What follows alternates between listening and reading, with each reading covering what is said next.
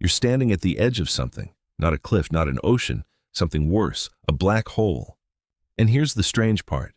If you asked 10 physicists what actually happens if you fall in, you'd get answers that don't fully agree. That's not a joke. That's the real mystery. Let's start simple. A black hole forms when a massive star runs out of fuel. It collapses, it falls in on itself, and gravity wins completely. Gravity gets so strong that nothing escapes. Not gas, not dust, not even light. That's why it's called black. Light can't get out to show you it's there. There's a name for the edge of this thing. The point where escape becomes impossible. It's called the event horizon. Cross it and you're not coming back. Ever. Simple enough, right? Here's where it stops being simple. At the very center of a black hole, something breaks. Not metaphorically, literally. The math stops making sense. Physicists call it a singularity, a point where density becomes infinite, where space and time stop behaving the way they're supposed to. And here's the part that should bother you. Physicists themselves admit this doesn't actually make sense in reality. It's a sign that our best theories are hitting a wall. General relativity, the physics of big things like stars and galaxies, says one thing. Quantum mechanics, the physics of tiny things like particles, says another. And at the center of a black hole, they contradict each other completely. Nobody has fixed this. Not yet. But that's only the first mystery. Here's the second one. And it's the one that haunted one of the smartest men who ever lived. When something falls into a black hole, what happens to the information about it? Not the object itself, the information, the details, the pattern that made it what it was. Quantum physics has a rule. Information can never be destroyed. Not really. It can get scrambled, hidden, disguised, but never erased. Black holes seem to break that rule completely.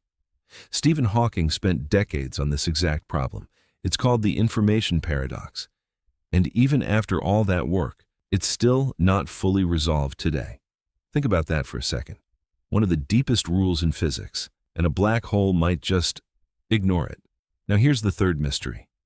And it's the one that flips everything you just learned. Black holes aren't actually black forever. They leak. Slowly over unimaginable timescales, black holes give off a faint stream of radiation. It's called Hawking radiation.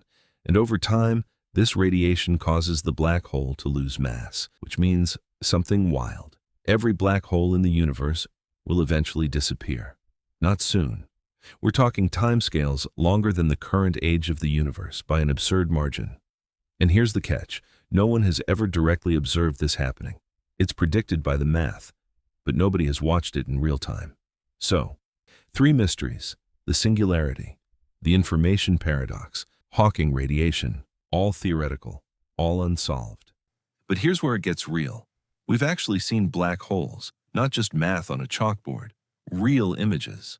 The Event Horizon Telescope captured the first ever photograph of a black hole's shadow, then another one, of the black hole at the center of our own galaxy. These aren't simulations. They're real light from real telescopes pointed at something that shouldn't be visible at all. So here's the line that matters. What we can observe, the shadow, the edge, the effect on nearby stars, that's confirmed. That's real.